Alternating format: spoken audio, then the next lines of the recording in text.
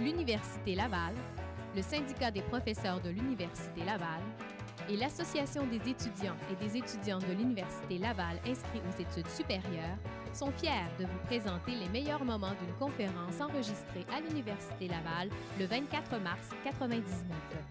Blues de fin de siècle, l'information interpellée.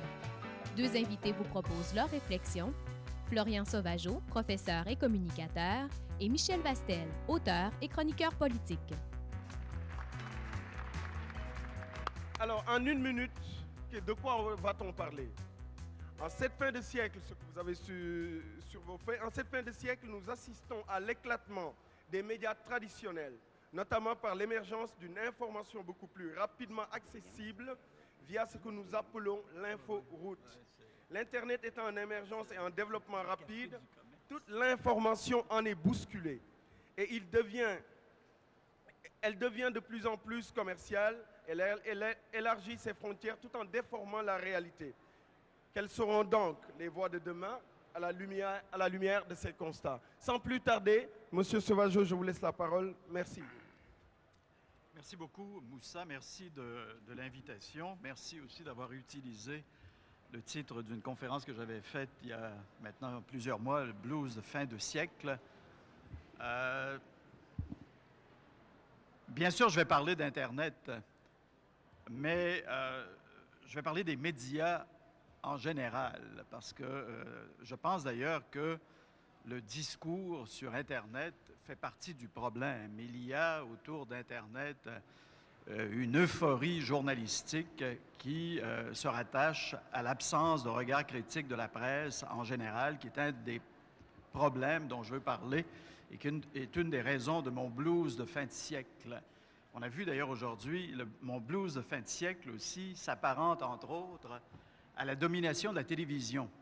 On a vu la domination de la télévision, on l'a perçu même aujourd'hui, là. Avant de commencer une réunion, on est là pour vous.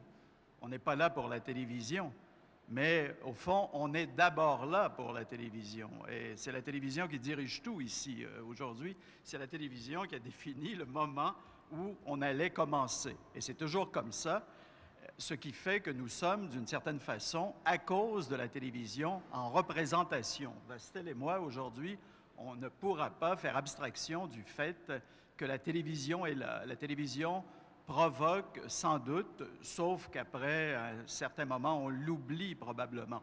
Mais la télévision provoque une attitude de la part de ceux qui participent à l'espace public, qui participent au débat public, une attitude qui serait sans doute différente si la télévision n'était pas là et si la télévision n'était pas omniprésente. Ceci dit, la télévision est essentielle. La télévision fait en sorte, bien sûr, que le petit groupe que nous sommes ici, un nombre plus important de personnes auront accès à ce débat pour autant que ce débat soit intéressant. Ce que je vais dire s'appuie sur trois idées de base, et je pense que c'est essentiel de le dire dès le départ. D'ailleurs, on nous a dit qu'on pouvait parler 20 minutes, mais je n'ai pas l'intention de parler 20 minutes. Je ne voudrais pas aussi que, selon l'expression populaire, mon ami Vastel prenne personnel un certain nombre de choses que je vais dire.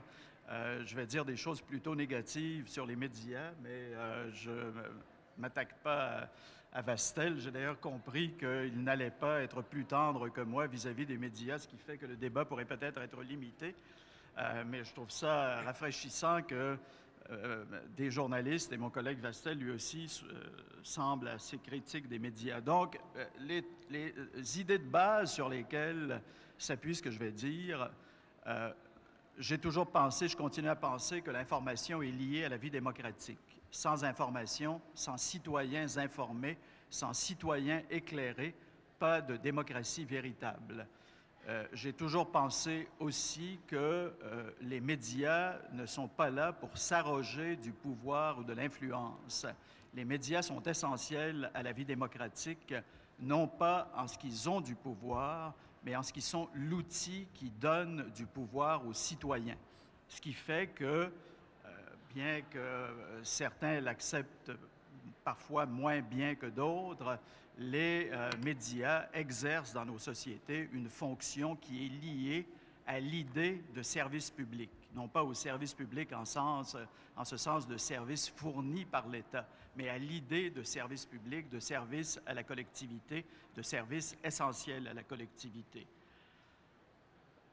J'ai parfois les bleus quand je lis les journaux, quand je regarde la télévision, quand j'écoute la radio. Parfois, d'ailleurs, ça devient, certains jours, je suis un peu plus vindicatif et ça devient un ras-le-bol parce que le blues, c'est plutôt, il y a de la tristesse dans le blues. Alors évidemment, je ressens une certaine tristesse, peut-être à cause de l'âge, mais je ne voudrais pas donner l'impression, je ne voudrais surtout pas que vous décodiez mon propos en laissant dire que dans le temps où j'exerçais le journalisme, c'était meilleur. Ce n'est pas du tout le sens de mon propos. Il y avait des failles énormes aussi dans le journalisme qui s'exerçait dans les années 60 et les années 70.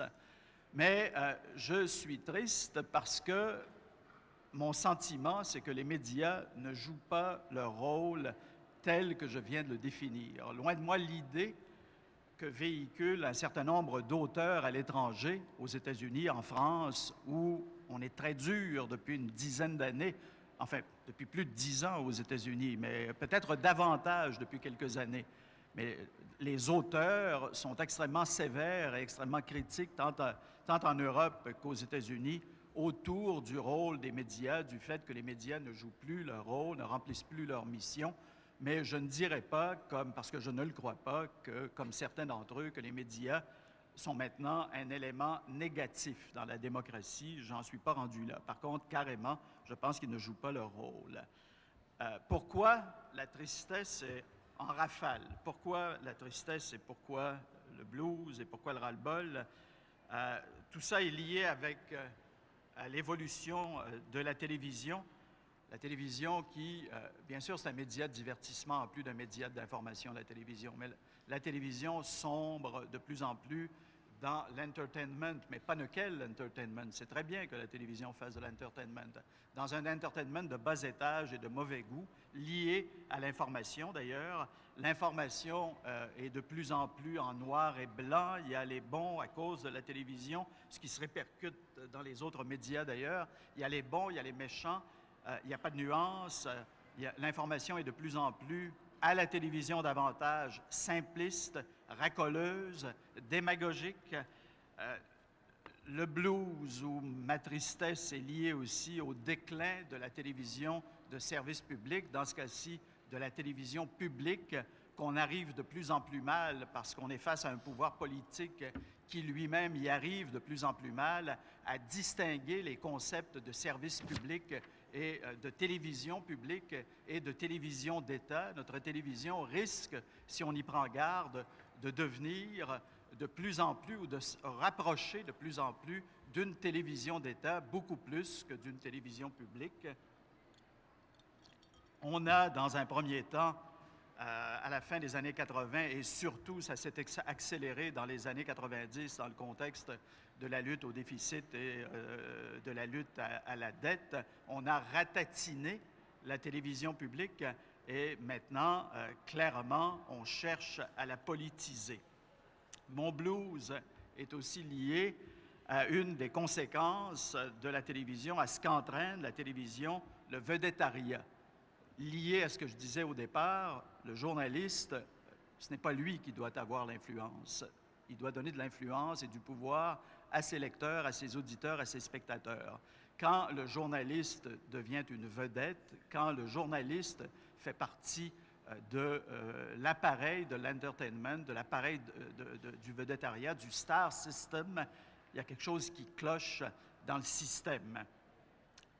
Nous vivons dans un monde où se rétrécit de plus en plus, sans doute à cause du vedettariat, où se rétrécit de plus en plus l'espace public, où se rétrécit de plus en plus le pluralisme, parce qu'on voit partout les mêmes têtes et les mêmes grandes gueules, qu'on lit partout, qu'on entend partout, qu'on voit partout, à cause de cette idée de vedettariat qui nuit au journalisme.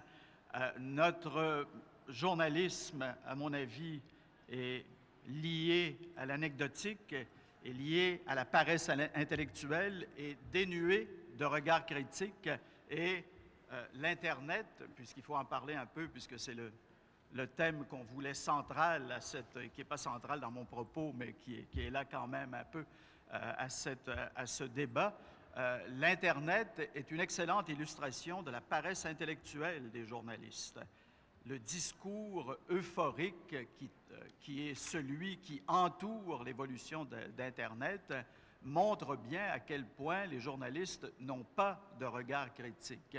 On pourrait, je ne le ferai pas parce que je ne veux pas parler trop longtemps, on pourrait y revenir si vous le souhaitez dans la période de questions. On pourrait multiplier les exemples depuis 10 ou 15 ans, non seulement autour d'Internet, mais autour des technologies de communication en général, de l'euphorie qu'ont manifesté les journalistes et de l'absence de suivi, je m'excuse, je n'aime pas ce terme ou cette expression, dans les dossiers, qui fait qu'ensuite, quand le temps montre que les journalistes qui ont véhiculé les propos savamment préparés, savamment orchestrés par les communicateurs, quand les journalistes pourraient se rendre compte qu'ils ont été roulés, qu'ils ont été bernés, on n'est plus là pour suivre le dossier. Je vous donne un ou deux exemples.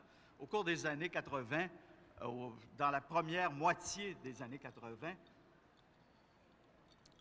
on nous a expliqué tant et tant que la catastrophe était au détour du chemin, que les satellites de diffusion directe, c'était l'Internet de l'époque, 83, 84, c'était la nouvelle technologie qui nous emballait à l'époque, que les satellites de diffusion directe allaient bientôt, à partir des États-Unis, inonder comme jamais auparavant, comme si on ne l'était pas assez, le territoire canadien d'images américaines, de mythes américains et de symboles américains, qu'on allait tous devenir américains et que si on ne réagissait pas, on les appelait, ces satellites à l'époque, les Death Stars, les étoiles de la mort. Si on ne réagissait pas pour aider les entrepreneurs du câble, il y aurait un drame dans ce pays pour la culture nationale.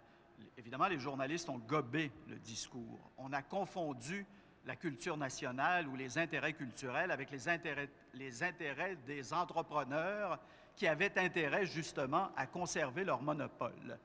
Et c'était la semaine suivante que les satellites de diffusion directe devaient nous inonder.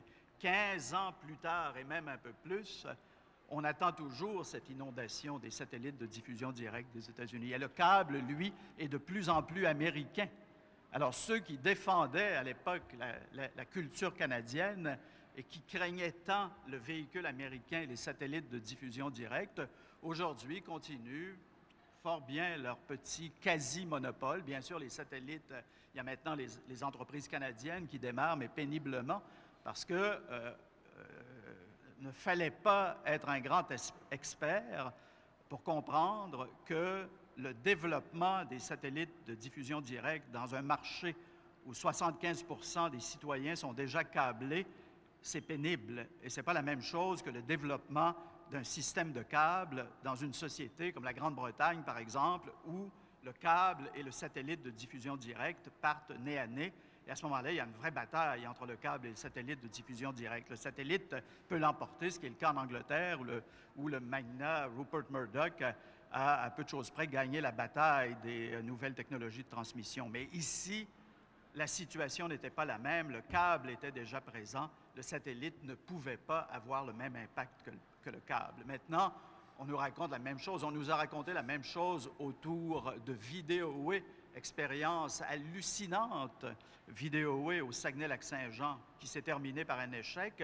Où est la presse pour nous dire qu'on a connu un échec, alors que la presse a tellement publicisé cette autre expérience? Aujourd'hui, même discours autour d'Internet. Je ne dis pas qu'Internet ne sera pas, dans quelques années, quelque chose d'extrêmement important. C'est déjà important pour ceux qui s'en servent et pour ceux qui l'utilisent pour la recherche d'informations. C'est un outil extraordinaire, mais un outil qui n'est toujours pas et qui est loin de l'être et qui ne le sera que dans quelques années, personne ne sait quand, qui ne sera ce qu'on nous dit qu'il sera que dans un certain nombre d'années. C'est ça le problème des apôtres de la troisième vague et des apôtres de la futurologie, c'est de nous annoncer pour le lendemain des succès dont on ne sait pas, dont personne ne sait quand on les connaîtra et dont ceux qui disent connaître les échéances sont des fumistes.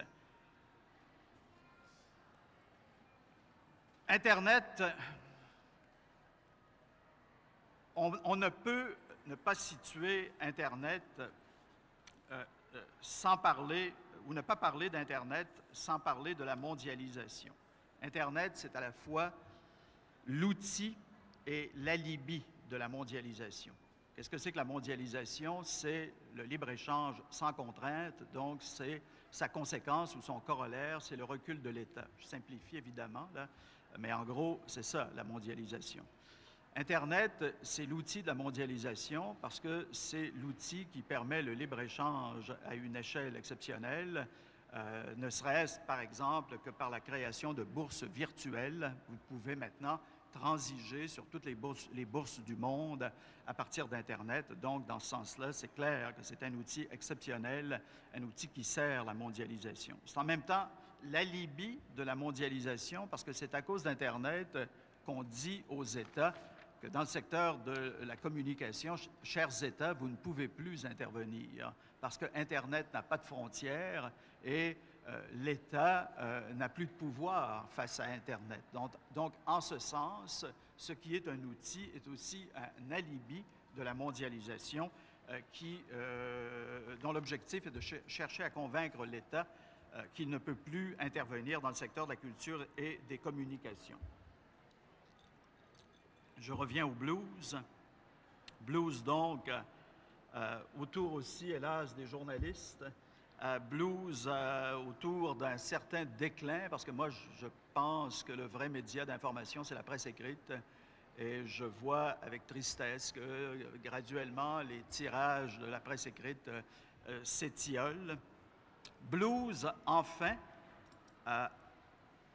et la rencontre d'aujourd'hui est une exception à la règle à cause de l'absence d'intérêt sur ces questions dans nos sociétés.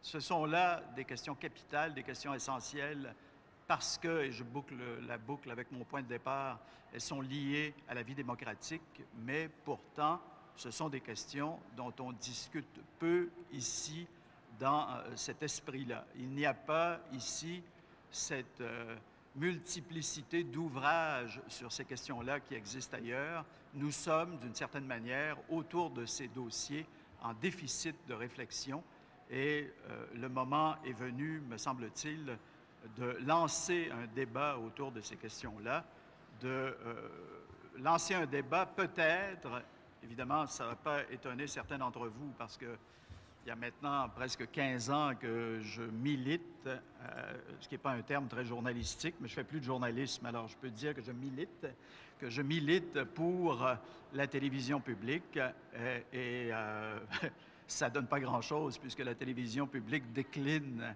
chaque jour un peu plus, mais l'outil de réalisation, en tout cas d'un certain nombre de ces objectifs-là, c'est la télévision publique et je pense qu'il faut retrouver le sens d'une véritable télévision publique liée au développement culturel et liée à la vie démocratique. Sinon, l'espace risque d'être occupé par ceux qui ont des intérêts à défendre, qui les défendent fort bien d'ailleurs.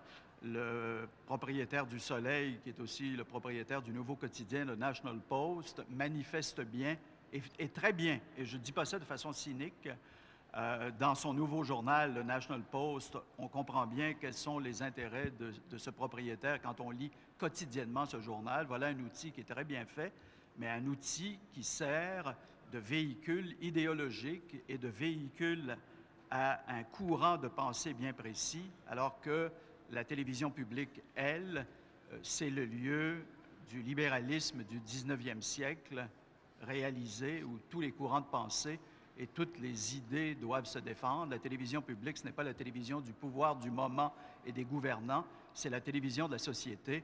J'ai l'impression que c'est cette perception-là de la télévision publique ou que l'on comprend de moins en moins à Ottawa, ou si on la comprend, on la craint justement.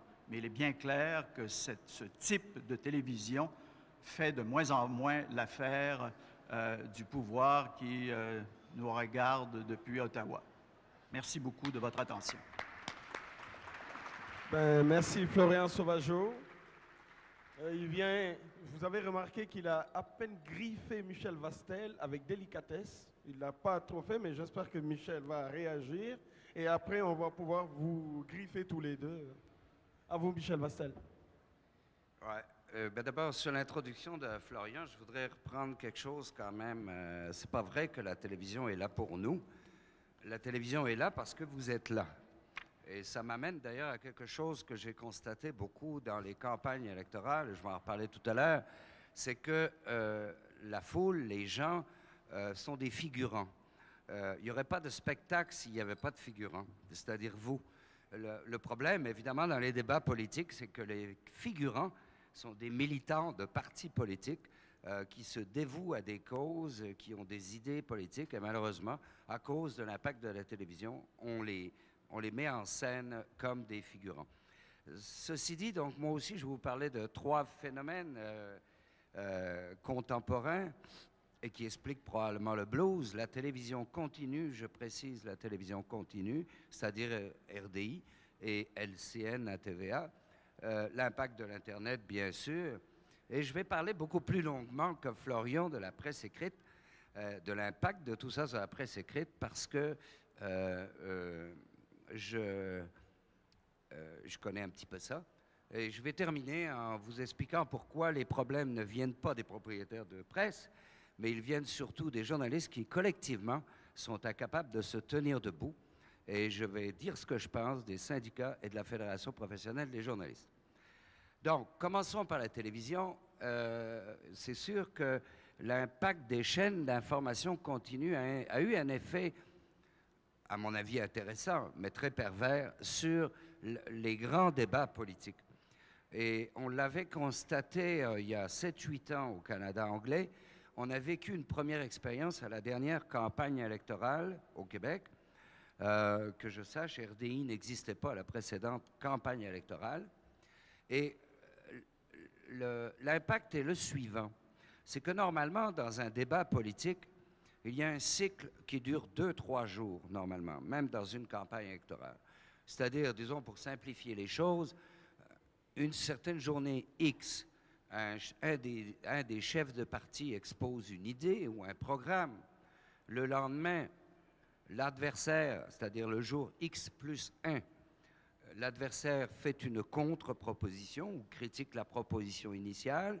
Et le surlendemain, bien souvent, eh bien là, c'est le débat et on finit par trouver peut-être une synthèse ou par éliminer une des deux. Ce que je veux dire, c'est que les débats politiques, on prenait le temps de les faire. Maintenant, c'est impossible.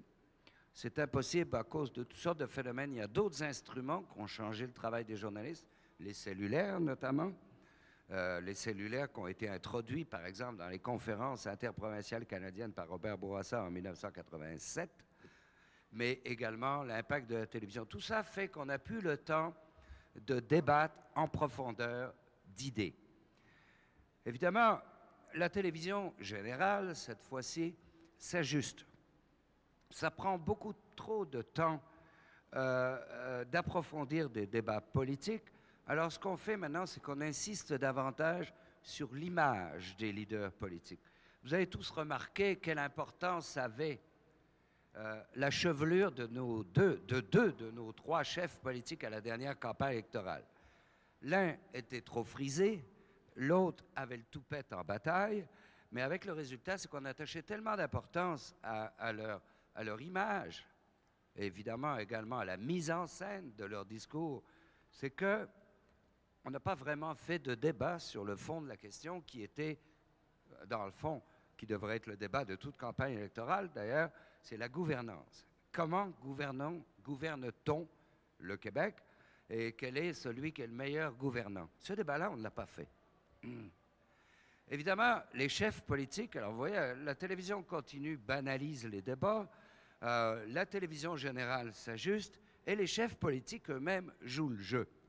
Ça a commencé au gouvernement fédéral, quand les chefs fédéraux ont été à Musique Plus ou à Much Music pour rejoindre une clientèle qu'ils n'atteignaient pas, c'est-à-dire les jeunes. Et au Québec, c'est rendu que maintenant, on va voir Julie Snyder pour accrocher les femmes, parce que c'est le seul but, finalement. Et pire que ça, j'ai vu avec horreur hier, et en parlant de la télévision publique, Florian, j'ai vu avec horreur hier un chef d'antenne de la télévision d'État, de la télévision publique, la Radio-Canada, un chef d'antenne faire le têteux avec la fille de Rossellini et d'Ingmar Bergman. Alors ça, je n'en suis pas revenu. Et ça n'est pas justement le président de Radio-Canada, ça n'est pas le gouvernement fédéral qui a demandé à Stéphane Bureau d'être un têteux, c'est lui qui s'est abaissé à jouer les Julie Snyder. Donc, ce ne serait pas trop grave en soi si finalement la presse écrite ne suivait pas le mouvement. Le résultat est qu'on traite des campagnes électorales, évidemment, je parle beaucoup des débats politiques parce que c'est ça que je suis beaucoup. On traite des campagnes électorales comme des parties de hockey. Vous avez vu, tout le monde parle de l'importance des sondages, mais dans le fond, c'est quoi? C'est comme les statistiques en sport. Hein? Et également, on traite les soirées électorales, les soirées de résultats du scrutin, comme une soirée des Oscars à toute fin pratique. À mon avis, les prochaines, il y a une lueur d'espoir, et là, je ne partage pas un peu l'opinion de Florian sur Internet. Il y a une lueur d'espoir. Moi, j'attache beaucoup d'importance à l'Internet. Je reviens d'une tournée en Ontario, une tournée préélectorale. Je passais une dizaine de jours, là. J'ai été renversé du nombre de groupes et de groupes non organisés, des gens qui luttent contre la pauvreté, ce qu'on appelle des social activistes, qui sont équipés avec des chat groups et des sites pour communiquer leurs informations. Incidemment, ce n'est pas la paresse qui fait que les journalistes ne s'y sont pas intéressés. J'ai constaté, par exemple, un jour, un journaliste, un senior du Globe and Mail, me disait, on n'a pas assez parlé de workfare. Vous savez, c'est le travail obligatoire pour les assistés sociaux. Je connais au moins une dizaine de sites en Ontario sur le workfare. Donc, ça n'est pas la paresse qui empêche les journalistes de s'intéresser à l'Internet et de l'exploiter. À mon avis, c'est de l'ignorance en premier lieu. Et quel est le résultat de l'Internet? À mon avis, et on va peut-être le voir à la prochaine campagne électorale en Ontario qui va se dérouler d'ici une couple de mois, mais on va le voir un jour, c'est certain. Il y a toutes sortes de groupes dans la société qui sont exclus des grands débats politiques parce que les grands lobbies, que ce soit la Fédération des femmes du Québec, que ce soit le Conseil du patronat, que ce soit toutes sortes de monde comme ça qui a des idées à vendre aux partis politiques, ces gens-là ont de l'argent, ou alors ils ont le nombre, comme dans le cas de la Fédération du Québec, pour se faire entendre. Mais il y a toutes sortes de petits groupes dans de petits villages, petites villes qui sont isolés, qui crèvent de faim, qui sont des BS, etc., qui maintenant ont des ordinateurs, il y en a beaucoup plus que ce qu'on croit, qui communiquent entre eux. Le phénomène de l'exclusion va disparaître avec l'Internet. Et je suggère humblement qu'on avait déjà découvert ça dans le domaine de la politique internationale. Comment on a sorti certains pays de l'isolement, certains pays où il n'y avait pas la liberté de la presse, où il n'y a pas la liberté de la presse, c'est tout simplement par Internet, quand des groupes d'intellectuels ont décidé de communiquer entre eux, par exemple des intellectuels en Algérie qui communiquent avec des intellectuels en France, ou toutes sortes de choses comme ça. Donc moi, je suis assez... je fonde beaucoup d'espoir dans le phénomène de l'Internet.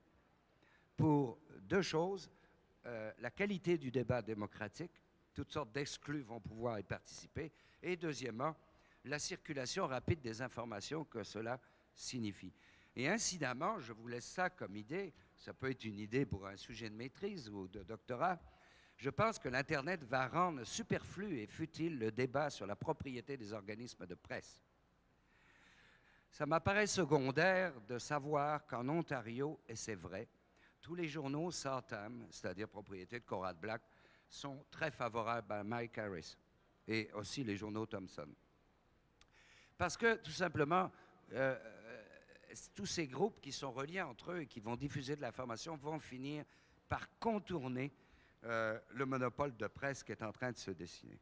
Donc, j'ai une vision un peu... Je suis beaucoup plus négatif sur l'impact de la télévision que sur l'impact de l'Internet, à condition que l'Internet, ce soit un instrument dont les journalistes apprennent à se servir.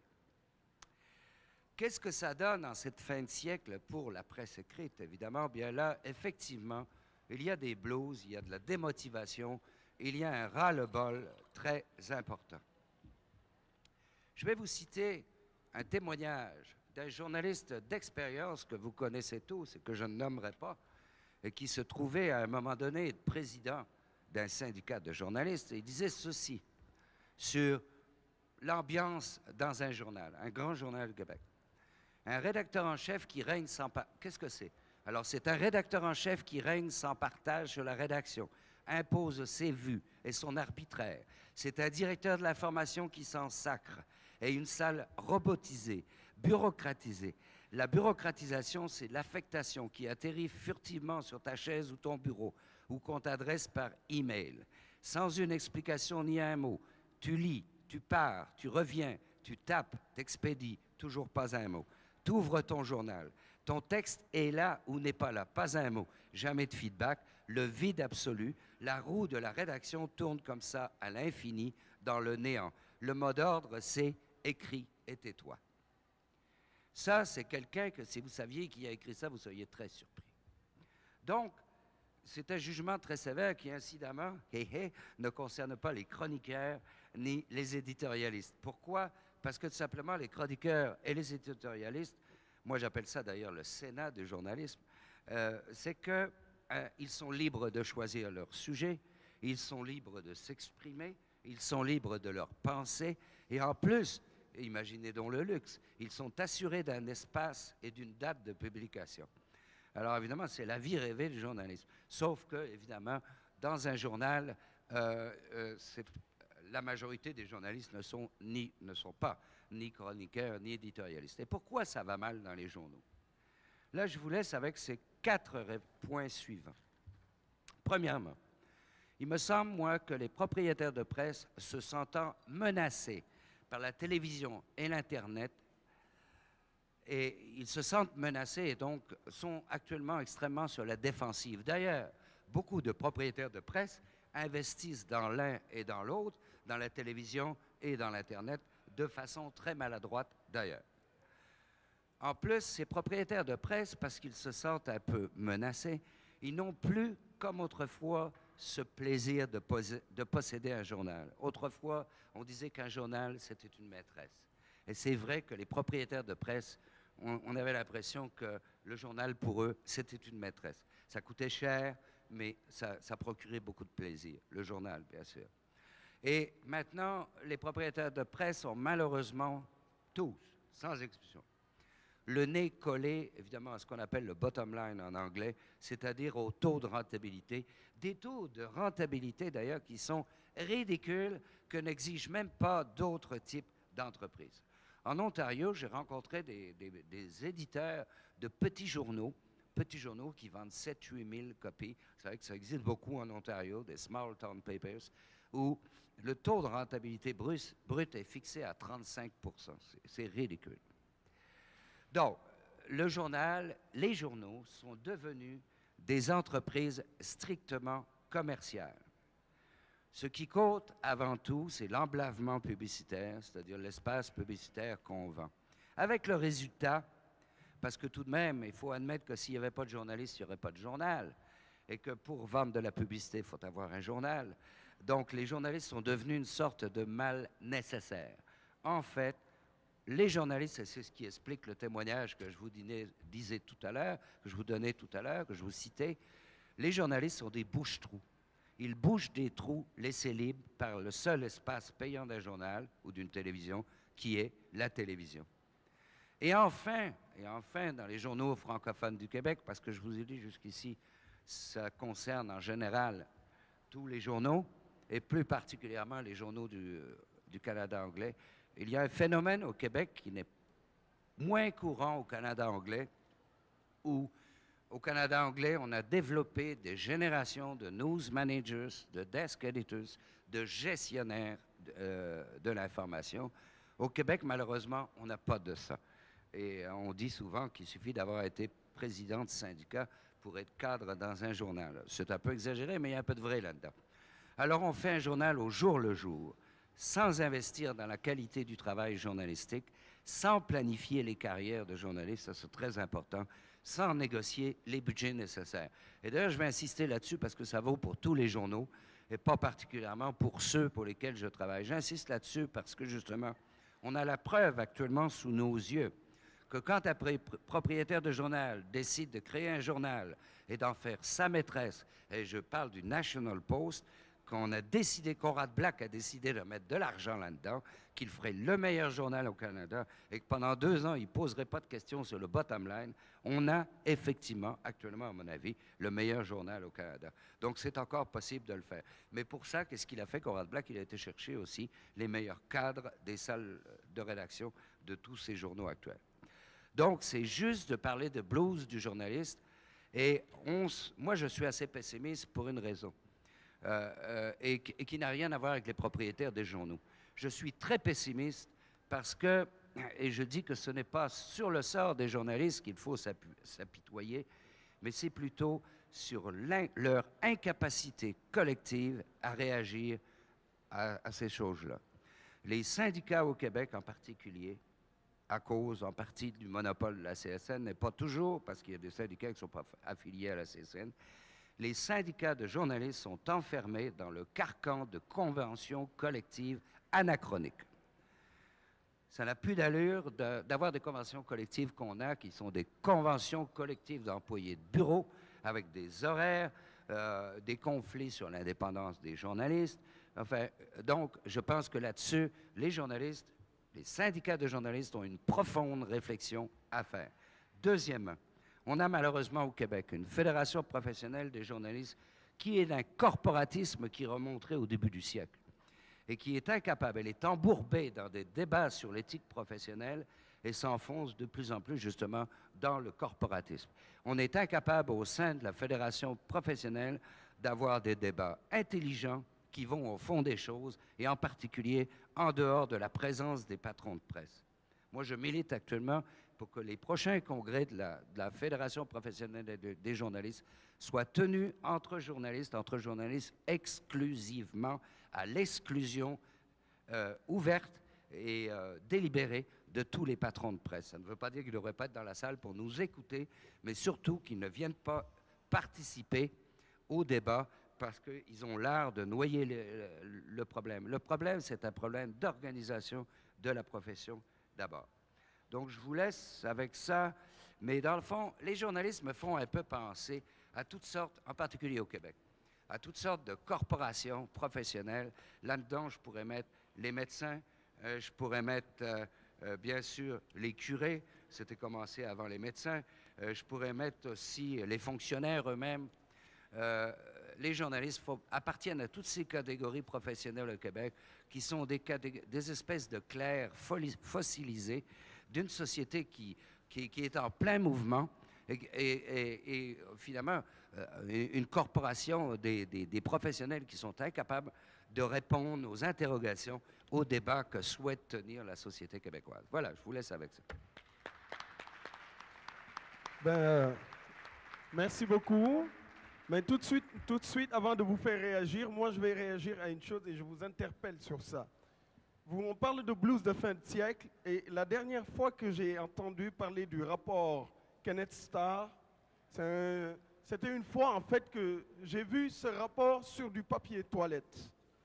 Et je me dis, l'information est descendue jusqu'en bas justement, est descendue sur du papier toilette. Est-ce qu'on va continuer à écouter les médias justement qui nous donnent de l'entertainment et qui nous ramènent l'information vers sa position la plus basse? Est-ce que vous pensez que les journalistes qui vivent justement le monde de l'entertainment doivent accepter de suivre cette mouvance, d'accepter de prendre la matière presque fécale, je dirais? Qu'est-ce que vous en pensez de ça? Puisque le rapport Kenneth Starr a été fait sur du papier toilette à la fin. Est-ce que finalement c'est de l'information? Parce qu'on a vu la fin de cette histoire-là. Moi, comme je suis d'abord journaliste, que je suis curieux, j'aimerais savoir combien ça prenait de rouleaux de toilette. Ben justement, moi, en tout cas, j'en ai vu un rouleau, mais je pense que ce rapport doit faire au moins 7 à 8 rouleaux, peut-être. Mais je ne sais pas quoi répondre avec ça, parce que je ne suis pas d'accord avec la prémisse. C'est pas vrai qu'on n'est pas rendu quand même à l'information fécale. En fait, je dirais qu'on est plutôt constipé. Et donc, plus grave. enfin, si je veux garder votre image un peu dangereuse, là, et c'est ça, dans le fond, c'est que on ne fait pas un très bon boulot, c'est vrai, mais on ne fait pas un très beau boulot. Je pense que c'est beaucoup à cause de nous. On est paresseux, ou on a le nez collé sur le compteur, ou on a le comportement décidé par la convention collective. En fait, c'est ça. Je ne sais pas si, Simon, si ça t'inspire, cette question. Ben, s'il y a un journalisme du type de celui qu'on a connu aux États-Unis dans l'affaire Lewinsky, c'est parce qu'il y a aussi un auditoire et des spectateurs. Je vais essayer de vous provoquer un peu là, pour qu'il y ait un débat, puisqu'il n'y en aura pas beaucoup entre nous, semble-t-il. Il y a une ambiguïté chez le public et chez les spectateurs. Une ambiguïté qu'on a bien saisie dans le cas de l'affaire Lewinsky aux États-Unis. D'un côté, les Américains, quand on les interroge, disent « on n'en veut plus, on ne veut plus rien entendre de l'affaire Lewinsky ». C'est ce que révèlent les sondages. D'autre part, quand les médias accordent de l'importance au moment chaud de l'affaire Lewinsky, les codes d'écoute augmentent en flèche et les tirages des journaux augmentent en flèche. Il y a des questions à se poser sur le public autour de ça, sur l'ambiguïté du public. Dans le discours, le public va dire « oui, on veut de l'information citoyenne, on lit Michel Vastel tous les jours et la page éditoriale », mais le public lit aussi les éléments à scandale et tout ce qui est un peu plus scabreux dans la presse. Alors, là aussi, il y a un problème. On ne réglera pas le problème du journalisme sans une réflexion plus globale. Le journalisme, le secteur public mis à part, vit dans un système d'offres et de demandes.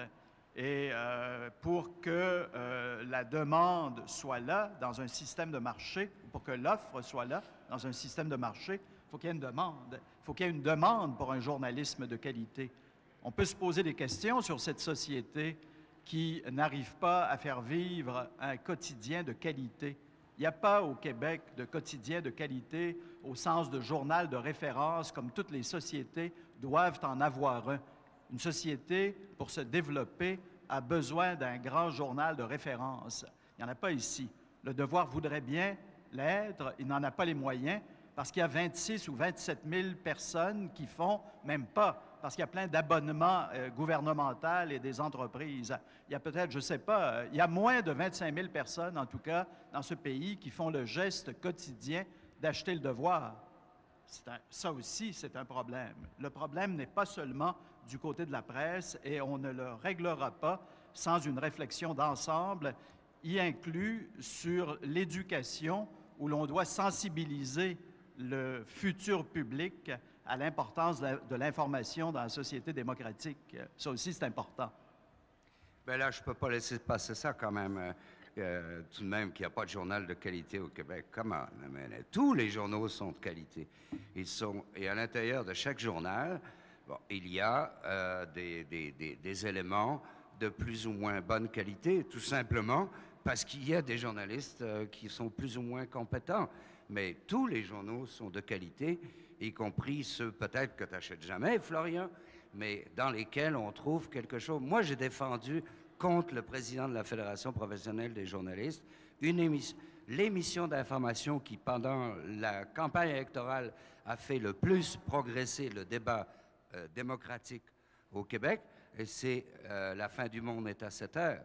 Parce que tous les grands reportages de toutes les émissions sérieuses et tous les journaux de qualité qu'on peut imaginer n'avaient jamais réussi à un tel point que La fin du monde est à 7 heures à démontrer que notre système d'identification des électeurs est scandaleux, qu'il fallait corriger ça.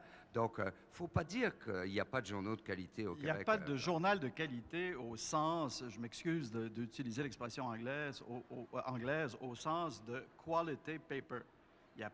Qu'est-ce que c'est qu'un quality paper? C'est un journal qui quotidiennement suit l'information politique, l'information économique, l'information culturelle, l'information scientifique, mais dont la direction est prête à donner à ses journalistes les moyens pour suivre de façon complète ce type d'information-là.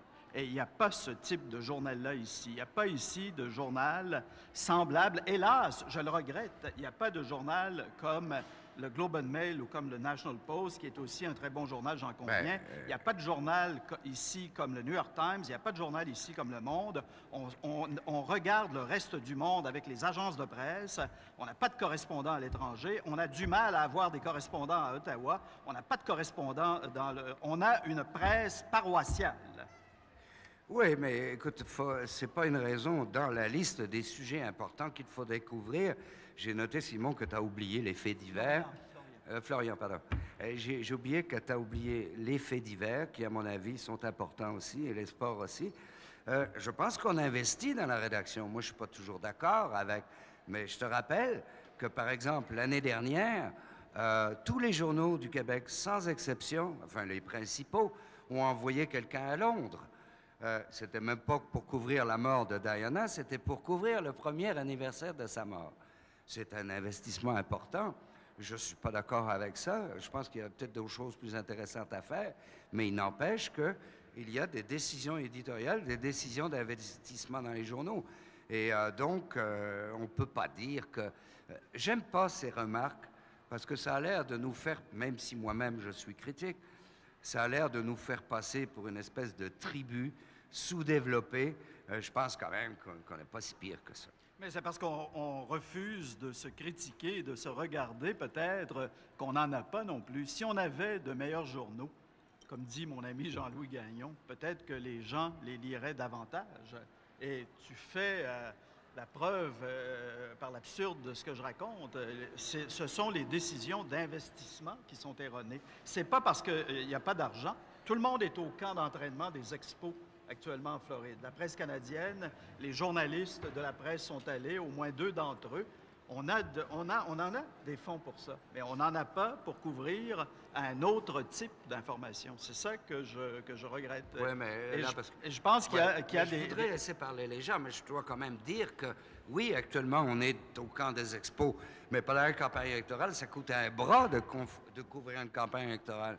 Mon journal, il m'a envoyé en Asie, en Amérique latine, avec le premier ministre du Canada, une campagne électorale fédérale. Si tu veux visiter toutes les provinces et couvrir les 5 chefs, parce qu'il y a 5 partis maintenant, ça coûte un maudit bras. C'est par dizaines de milliers de dollars. Puis là, les télévisions, ça coûte encore plus cher. Donc, on investit quand même. Et là, encore une fois, je le dis, si on n'a pas une meilleure couverture électorale, ça n'est pas faute d'investissement de nos patrons, puisque de toute façon, on était tous là. C'est probablement en partie à cause de la paresse ou en partie à cause de l'instinct grégaire des journalistes ou en partie à cause de leur incompétence. Mais les investissements sont généralement là. Oui, c'est une question que je voudrais adresser à la fois à M. Sauvageau et à M. Vastel. On se rend compte qu'aujourd'hui, de plus en plus, on est devant une information qui est un peu galvaudée. On est devant une population qui est ambiguë, qui est apathique. On est devant des journalistes et des animateurs qui visent davantage le spectacle et le védétariat que la recherche et la diffusion d'une véritable information qui est solide, qui est bien documentée, bien appuyée. La question aujourd'hui, face à ce constat-là que je trouve un petit peu alarmant, est-ce qu'on a encore une information digne de ce nom? Si oui, à qui elle sert et à quoi elle sert?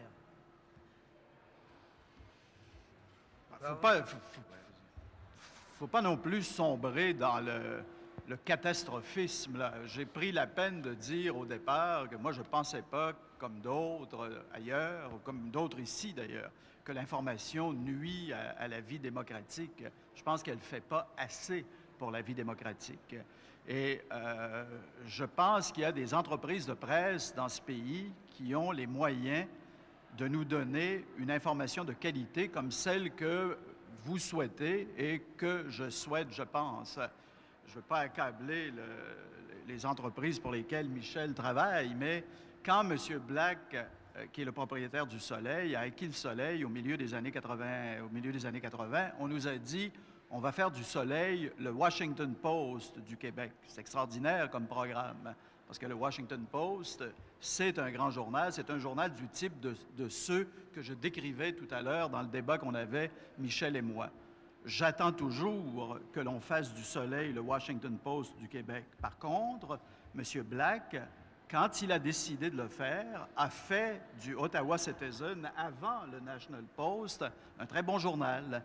Il a nommé un grand journaliste, en tout cas un journaliste respecté par tous ses collègues au Canada anglais, comme patron du Ottawa Citizen. Le Ottawa Citizen s'est beaucoup amélioré il y a 2 ou 3 ans. Tout le monde a reconnu que le Ottawa Citizen s'améliorait. Et aujourd'hui, M. Black a les fonds, ou a eu les fonds au mois d'octobre, et il a dit, comme Michel l'a expliqué, que même si c'était déficitaire, il acceptait que ce soit déficitaire pendant plusieurs années, pour faire un grand journal qui est un peu comme sa maîtresse, comme a dit Michel, qui est un journal qui véhicule beaucoup les idées de Conrad Black. Je donnerai un seul exemple. Jamais, en tout cas de mémoire, sur un dossier particulier, je n'ai vu un journal, depuis que je lis les journaux, et j'en lis beaucoup de journaux, un journal livrer bataille, comme l'a fait le National Post, contre le projet autour des magazines. Je prends cet exemple-là parce qu'on est toujours dans le monde des médias. Jamais j'ai vu un journal livrer bataille de cette façon-là, plusieurs fois par semaine, pour s'attaquer au projet de loi de Mme Copps, qui protège effectivement les magazines canadiens, parce que M. Black et son équipe, les gens qu'il a nommés au National Post, n'aiment pas le protectionnisme, sont pour le libre marché et les libres échanges.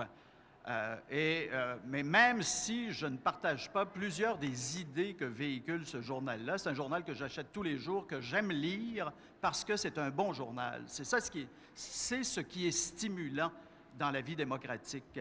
C'est ça le vrai libéralisme et le choc des idées dans la vie démocratique. C'est de pouvoir trouver des journaux avec des opinions diverses et mieux encore, dans le même journal, l'éventail de toutes les opinions. J'aurais souhaité, et je souhaiterais toujours, que M. Black fasse du Soleil un journal, donne au Soleil les moyens pour en faire ce qu'il avait promis le Washington Post du Québec, un journal qui ressemble, même s'il défend des idées que je ne partagerai pas, j'aimerais bien avoir un journal de la même qualité que le National Post, que celle du National Post ou celle du Ottawa Citizen. Si j'étais facétieux, je dirais que tout ça, c'est pas de la faute du Soleil. Mais il se trouve que le Soleil étant à Québec, il faudrait peut-être plus parler de Regina Leader Post que du Washington Post. Enfin, c'est pas gentil pour les gens de Québec, alors je ne le répéterai pas. Mais ceci dit, vous soulevez une question importante, en ce sens que est-ce que nous avons encore une information digne de ce nom? Et là, je vais un peu prendre la défense des journalistes. Nous avons aussi, il faut tenir compte de ça, des organisations publiques, des gouvernements, des entreprises et des syndicats qui sont de moins en moins dignes de la démocratie. Nos gouvernements ne nous informent plus, ne parlent plus, et je vais vous donner juste un exemple. Prenez la décision sur la Bourse de Montréal, qui s'est faite entre des technocrates de la Bourse, des sous-ministres. Le ministre n'était même pas informé, encore moins le premier ministre, encore moins l'Assemblée nationale. Alors, c'est dans ce contexte-là que les journalistes aussi doivent travailler. Donc, c'est de plus en plus difficile de donner une information digne de ce nom parce que, tout simplement, l'information, elle est cachée dans une certaine mesure. Et moi, je suis renversé des difficultés qu'ont, par exemple, les collègues sur les collines parlementaires, tant à Ottawa qu'à Québec. Il n'y a plus de débat politique important, tant à la Chambre des communes qu'à l'Assemblée nationale. C'est dans ce contexte-là aussi qu'il faut tenir compte que c'est difficile de fournir une information digne de ça. Je pense quand même qu'à cause de toutes sortes de choses, y compris des universitaires, par exemple, des centres de recherche, des ombudsman, des groupes de pression, etc., l'information arrive quand même à circuler et que les journalistes arrivent quand même à la faire circuler. Mais c'est vrai que la qualité de l'information baisse. Sauf que sans excuser les journalistes, je vous renvoie de plus en plus au comportement antidémocratique de toutes sortes d'institutions de la société et en premier lieu, les ministères et le gouvernement lui-même. Si je peux ajouter un mot très, très rapidement. je pense que quiconque veut s'informer dans notre société peut s'informer. L'information, elle existe. Mais il y a comme un système à 2 vitesses. Et le problème, c'est que 70 ou autour de 70 des gens s'informent d'abord, sinon exclusivement, avec la télévision. Et là, il y a un problème énorme. Qui ne s'informe qu'avec la télévision n'est très certainement pas suffisamment informé. Ben, je vous demande d'applaudir très fort nos chers conférenciers. Merci, à bientôt. Voilà.